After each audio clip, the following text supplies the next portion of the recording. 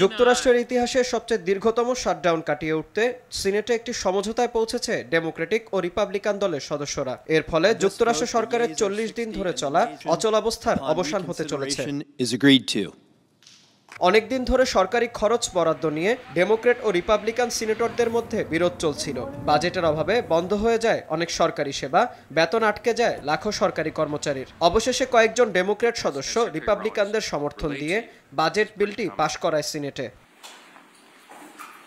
স্বাস্থ্যসেবা ভর্তুকি, খাদ্য সহায়তা ও প্রেসিডেন্ট ডোনাল্ড ট্রাম্পের সরকারি কর্মী বরখাস্তের সিদ্ধান্ত নিয়ে টানাপোড়েনের পর আগামী জানুয়ারি পর্যন্ত সরকারের তহবিল চালু রাখার অস্থায়ী চুক্তিতে পৌঁছেছেন আইন প্রণেতারা। এই খবর প্রকাশের পর সরকারের অচলাবস্থা শিগগিরই শেষ হতে যাচ্ছে বলে জানান প্রেসিডেন্ট ডোনাল্ড ট্রাম্প।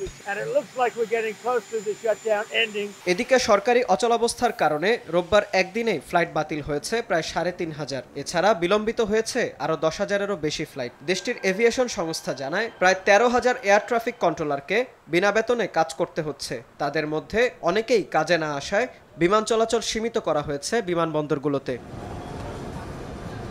বিলম্ব আর ফ্লাইট বাতিলের কারণে বিমানবন্দরে আটকে পড়েছে হাজারো যাত্রী। ঘন্টার পর ঘন্টা অপেক্ষা করেও ফ্লাইট মিলছে না। সময় মতো গন্তব্যে পৌঁছাতে না পেরে চরম ভোগান্তিতে পড়েছে সবাই। দ্রুত সমাধান না আসলে বিমান চলাচল প্রায় বন্ধ হয়ে যাবে বলে সতর্ক করেছে এভিয়েশন কর্মকর্তারা। বিন ইয়ামিন, RTV।